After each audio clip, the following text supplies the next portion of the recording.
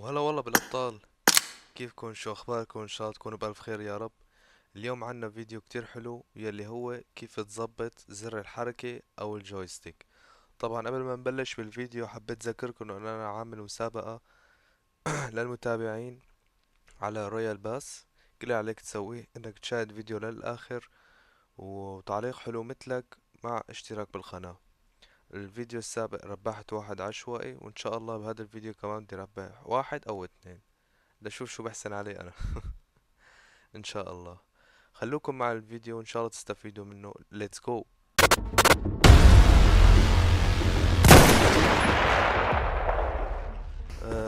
طبعا في كتير ناس بتحكي انه شوف انت اصبعك الابهام وين متحكم تحطه على الشاشة.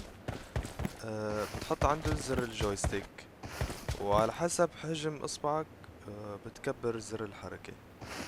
طبعا انا عندي طريقة اسهل من هاي بكتير، وفي كتير ناس بتساوي هذا الكلام وما بزبط معها. بتضل بتعاني شهر وشهرين وثلاثة وبتضل بتحس الحركة فيها شي غلط. انا عندي طريقة كتير حلوة وسهلة ودغري رح تزبط معك ورح تلاقي فيها فرق كتير كبير ان شاء الله. اول شغلة ندخل على مفتاح التحكم. اذا انتم ملاحظين انا رافعه لفوق. تمام. تمام.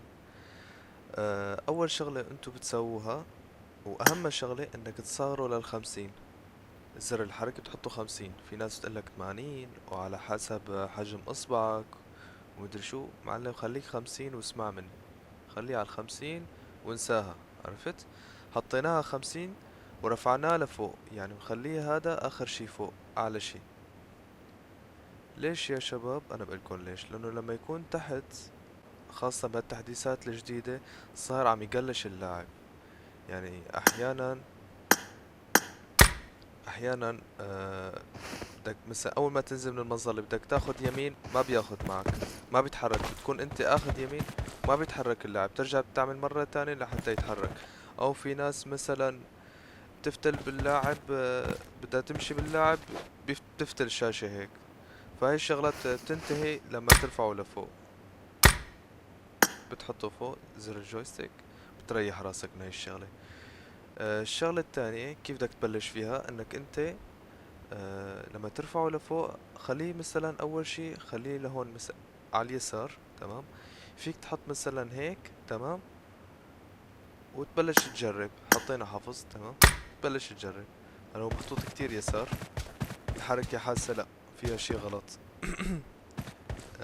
يسار ما عم يمشي اللاعب كتير، كتير عم تعذب. شوفوا إذا عم بسحب يسار ما عم يسحب معي. تمام. بهالحالة شو بنعمل؟ بنخليه مثل ما هو وما بنقرب عليه من عند الزر هون. تمام. بنحط عند السهم هذا اللي تحت كلمة إعادة البدء، ونبلش بهدول الأسهم الأربعة، يمين ويسار وفوق وتحت.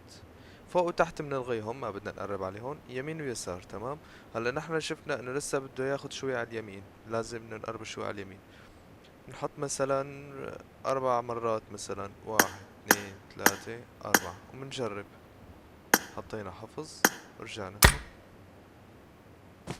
هلا هيك احسن شوي، بس ما أنا متوازنة. يعني انا حاسس انه على اليسار عم يمشي بسرعة، وعلى اليمين شوي مسلس يعني. عندي اليسار صار احسن من اليمين. طيب. دخلنا على مفتاح التحكم. بناخده كمان خطوتين على اليمين. هي 1 2. بنجرب هيك نشوف كيف صار. شوفوا هلا شلون صار. شايفين الفرق؟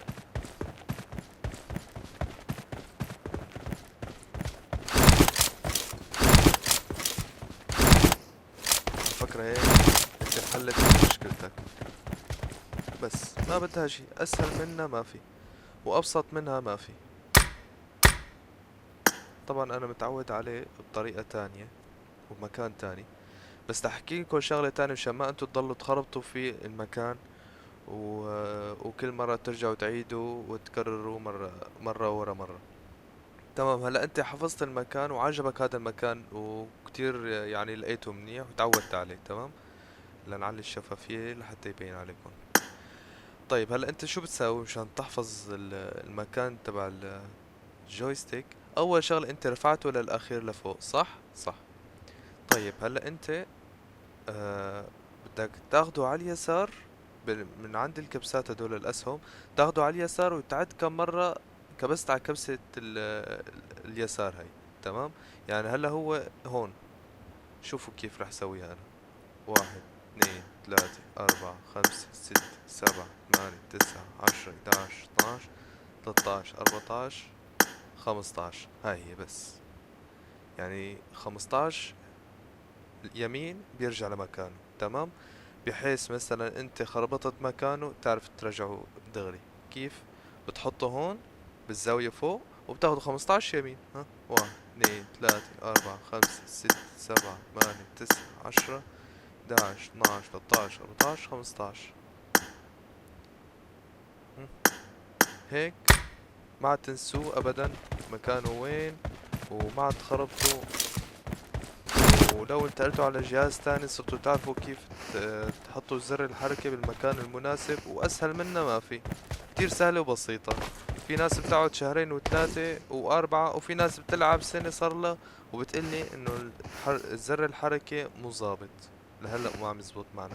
هاي أسهل طريقة يا شباب، جربوها و... وعطوني رأيكم بالتعليقات. وهيك إن شاء الله بكون خلص الفيديو لليوم. لا تنسوا من اللايك والاشتراك. يعني بس هيك على التعب اللي انا عم بتعبه بدي اشوف هيك نتيجة يعني، فرحوني شوي. وبس والله احلى شباب. والسلام عليكم ورحمة الله وبركاته.